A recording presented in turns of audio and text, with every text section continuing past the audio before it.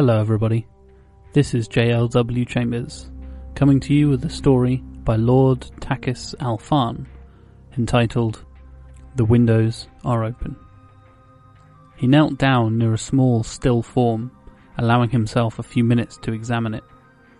Emaciated limbs, atrophied from the lack of use, extended at odd angles from a small torso wrapped in tattered, unwashed rags. The body was topped with a head that was unusually large by comparison, even for a child so small. Pulling a rag out of one of the many pockets secreted about his robe, he dabbed the thin line of drool from the corner of her slack-jawed mouth, examining her teeth as he did so.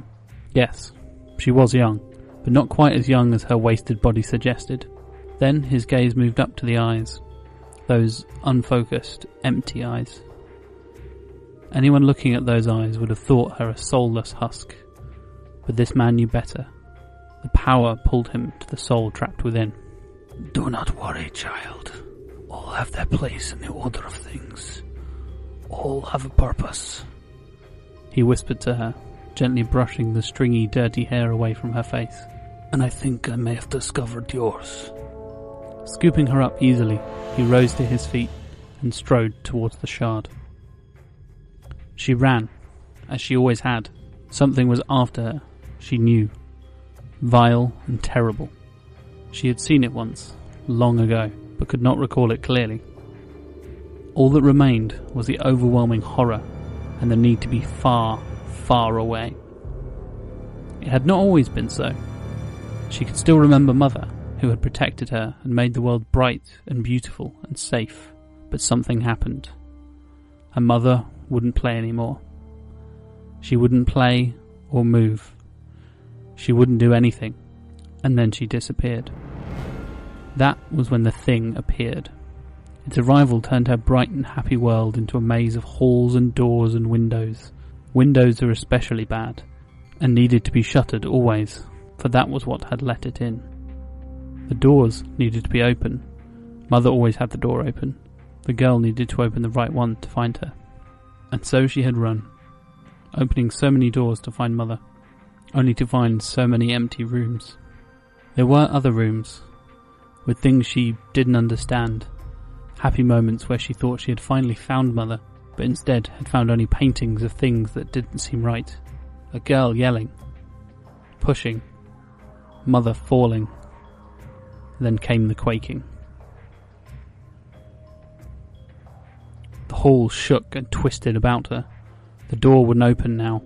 None of them would budge, no matter how hard she pulled. And the windows were open. It would find her. Through the windows came a voice, saying words she couldn't understand. Terrified, she ran. All the while, the halls continued to shake and rattle. She had to hide, find a place where the thing could not reach her. She could hear it, smell it nearby. A door nearby opened, and she dashed through, desperate to escape. She was in a room, with a window, an open window. Turning, in a panic, she tried to escape, only to bounce off a solid wall. She cast about, but there was only the window, and... Mother! It was her. She was finally here. But something was wrong. Mother was yelling, scolding, denying her wish to do something. But what? She found she didn't care. Anger surged inside the girl, white and burning. Suddenly, she was upright, with a denial of her own, one that pushed her arms out and up. She stood, horrified, as her mother stumbled back, her face a mirror of the girl's own. She stumbled back and then out through the open window. Before the girl could reach her, Mother had fallen, landing with a sickening thud on the ground below. The girl stood there, tears streaming down her face, emotions boiling within her, blinding rage, shock, shame, and a soul-crushing sorrow finally wrenching an agonized howl from her. She looked up, the Daedalian light giving her eyes a red feral cast, to see a dark, slender man standing before her, hand extended.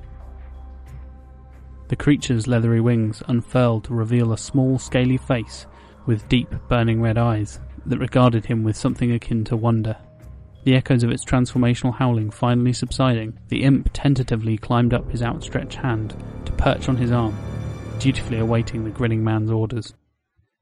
Background music, Restless Soul by Smart Sound. Echoes from the Caverns is brought to you by Lord Baldrith, Asclepius, and Sir Style Teckle. Do you have a piece that you'd like us to read? Please contact us at lordbaldrith@thecaverns.net, Asclepius@thecaverns.net, or style@thecaverns.net.